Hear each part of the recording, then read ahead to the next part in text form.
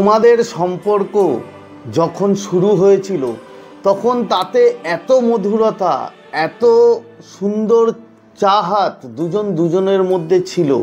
কিন্তু সময়ের সাথে সাথে যখন অনেকটা সময় কেটে যায়, আস্তে আস্তে দুজনের মধ্যে না ভালো লাগাগুলো কাজ করতে থাকে এবং একটা সময় গিয়ে দুজন দুজনেকে ব্লক করে দেওয়া কিংবা নো কন্ট্যাক্টে চলে যাওয়া, এবং একটা সময় গিয়ে সেই মানুষটি কিংবা তুমি ভাবতে থাকো যে সে তো আমার সাথে কথা বলে না, আমিও তো তার সাথে কথা বলি না, কিন্তু আমার কথা কি সে আদৌ ভাবে? এই পরিস্থিতি তৈরি হয়। তো আজকে কিছু সংকেত তোমাদের সাথে শেয়ার করব, সেগুলো যদি তোমাদের সাথে মেলে তাহলে সেই মানুষটি, তোমার যে সামনের মানুষ, সেই মানুষটি তোমাকে নিয়ে অবশ্যই ভাববে। তো নমস্কার বন্ধুরা, স্বাগত জানাই আমার এই জাদুই দুনিয়াতে, যেখানে তুমি শুধুমাত্র হ্যাপিনেস, শুধুমাত্র খুশি, পজিটিভ আর পজিটিভ। তোমরা আমার প্রিয় ভিউয়ার্স, তোমরা আমার প্রিয় সাবস্ক্রাইবার, তোমরা পৃথিবীর যে কোনো প্রান্তেই থাকো না কেন, তোমরা সুস্থ আছো, তোমরা হ্যাপি আছো এবং সবথেকে বড় কথা তোমরা পজিটিভ আছো। আর যারা আজকে আমার চ্যানেলে নতুন কিংবা যারা এখনও পর্যন্ত আমার চ্যানেলটি সাবস্ক্রাইব করে দাওনি, তারা অবশ্যই চ্যানেলটি সাবস্ক্রাইব করে দেবে এবং আমাদের এই সুন্দর পরিবারের সাথে যুক্ত হয়ে যাবে।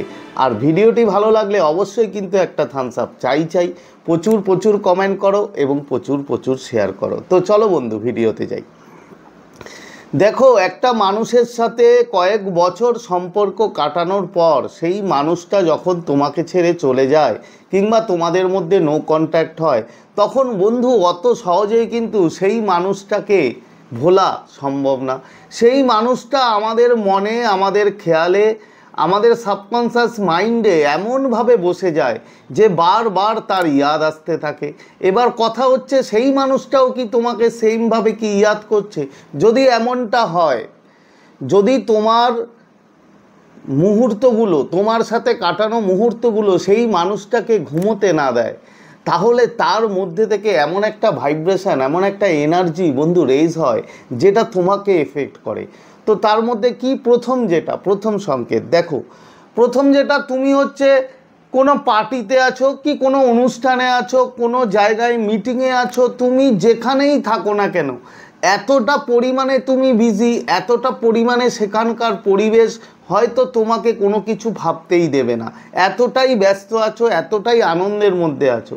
কিন্তু এর পরেও বন্ধু, যদি কোনো সময়, কোনো মুহূর্তের জন্য ওই পার্টিতে থাকা অবস্থায় তোমার তার কথা মনে আসে, তার স্মৃতি তোমার মনে আসে এবং তুমি নিজেকে ধরে রাখতে পারো না, নিজে হারিয়ে যাও সেই স্মৃতির আড়ালে, যেখানে তোমরা দুজন হয়তো খুব সুন্দর মুহূর্ত কাটিয়েছিলে কিংবা তার কোনো কথা, তার কোনো ব্যবহার তোমাকে বারবার নাড়া দেয়, ওই রকম জায়গায়, ওই রকম প্লেসে থেকেও সেই মুহূর্তে তোমার সাথে যদি কেউ কথাও বলতে চায়, হয়তো তুমি তার কথাও ঠিকমতো খেয়াল করো না। যদি এমনটা হয়, তাহলে বন্ধু নিশ্চিত হয়ে যাও যে সেই মানুষটা অগোচরে এখনো পর্যন্ত তোমার কথা সে ভাবছে এবং তোমাকে নিয়ে সে এতটাই ইয়াদ করছে, তার যে এনার্জি, সেই এনার্জি কিন্তু যাচ্ছে ব্রহ্মাণ্ডে এবং তার দ্বারা তুমি এফেক্টিভ হচ্ছ এবং এই সংকেতগুলো তোমার মধ্যে আসে। এর পরের সংকেত কি বন্ধু? এর পরের সংকেত হচ্ছে, যদি তোমার সেই মানুষটি তোমাকে নিয়ে মেডিটেশন করে, তোমাকে নিয়ে লাভ ভাইব্রেশন পাঠায়, তোমাকে তার জীবনে আবার ফেরত চায়, সে হয়তো মুখে বলতে পারছে না ইগোর জন্য, সে হয়তো বলতে পারছে না তার নিজে খারাপ লাগবে বলে, নিজে ছোট হয়ে যাবে বলে, কিন্তু তারপরেও সে না বলতে পারলেও সে কিন্তু 5D ওয়ার্ল্ডে আধ্যাত্মিকভাবে তোমাকে কাছে পেতে চাইছে এবং এই জন্য সেই মানুষটি হয়তো তোমাকে নিয়ে লাভ ভাইব্রেশন, টেলিপ্যাথিক্যালি মেসেজ, বিভিন্ন রকম ভাইব্রেশন, মেডিটেশন বন্ধু তোমাকে নিয়ে করছে।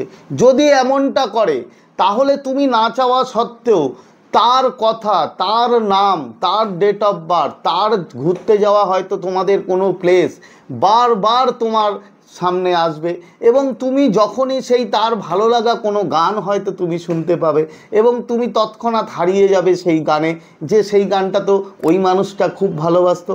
তোমাকে বারবার এই ইউনিভার্স সেই মানুষটার কথা কোনো না কোনোভাবে বন্ধু তোমাকে মনে করাবে।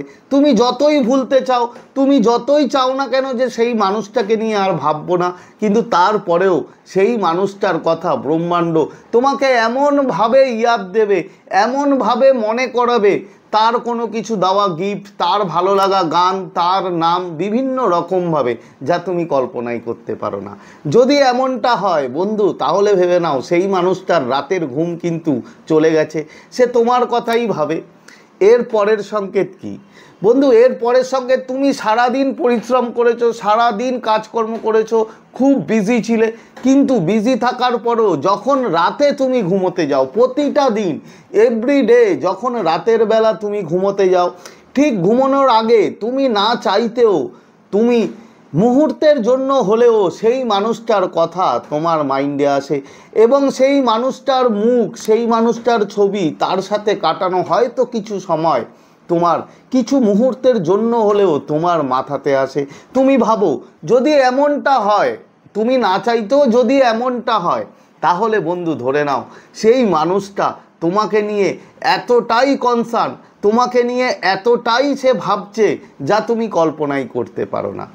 এবং এই যে সংকেতগুলো, এগুলো অবহেলা করো না। এগুলো যদি তুমি পাও, তাহলে তুমি ভেবে নাও যে তোমার এর ওপরে হয়তো কাজ করা উচিত, তোমারও তাকে লাভ ভাইব্রেশন পাঠানো উচিত, এই জিনিসগুলো তোমার করা উচিত। এর পরের সংকেত কি? এবং লাস্ট সংকেত, যেটা 4 নম্বর, বন্ধু দেখবে তুমি ভালো আছো, তুমি আনন্দে আছো, তুমি খুশি আছো, তোমার মাইন্ড পুরো ফ্রেশ, হঠাৎ করে তোমার মুড সুইং হবে, তুমি বুঝতে পারবে না কেন। হঠাৎ করে সেই মানুষটা তোমার বুকের ভিতরে এতটাই কষ্ট তৈরি করবে, এতটাই তোমার বুকের ভিতরটা ঢুকরে উঠবে, মানে তোমার কাঁদতে ইচ্ছা করবে, ওকে না পাওয়ার যন্ত্রণা তোমার মধ্যে সাতাবে, এবং তোমার মনে হবে যে একটি বার যদি মানুষটা আমার লাইফে আসতো, একটি বার যদি মানুষটার সাথে আমি কথা বলতে পারতাম। এই ব্যাপারগুলো এইরকমভাবে একটা মুড সুইং বন্ধু তোমার মধ্যে আসবে, এবং তুমি বুঝতে পারবে না যে আমি তো ভালোই ছিলাম, আমি তো ঠিকই ছিলাম, কেন এমন আমার হচ্ছে, কেন আমি এত নেগেটিভ হয়ে পড়ছি, কেন এত আমার কষ্ট হচ্ছে। যদি এমনটা হয়, তাহলে বন্ধু ধরে নাও সেই মানুষটা তোমাকে নিয়ে কিন্তু প্রচুর কনসার্ন, তোমাকে কোনো না কোনোভাবে সেই মানুষটা কাছে চাইছে, হয়তো তোমাকে মুখে বলতে পারছে না, হয়তো তার ইগোর জন্য তোমার সামনে আসতে পারছে না, তোমাকে কল করতে পারছে না, কিন্তু সে মনে মনে এখনো পর্যন্ত সে তোমাকে নিয়ে ভাবে এবং তোমাকে চায়। এই যে আজকের সংকেতগুলো বললাম বন্ধু, এর মধ্যে যদি একটি সংকেতও তোমার মেলে, তাহলে তুমি ধরে নাও সেই মানুষটার ঘুম কিন্তু কেড়ে নিয়েছো তুমি, তোমার সেই কাটানো মুহূর্তগুলো, স্মৃতিগুলো। তো আজকে তোমাদের থেকে বিদায় নিচ্ছি, আবার খুব তাড়াতাড়ি দেখা হবে তোমাদের সাথে নতুন একটা ভিডিও নিয়ে। ততক্ষণ তোমরা ভালো থাকবে, খুশি থাকবে, হ্যাপি থাকবে, এবং সবথেকে বড় কথা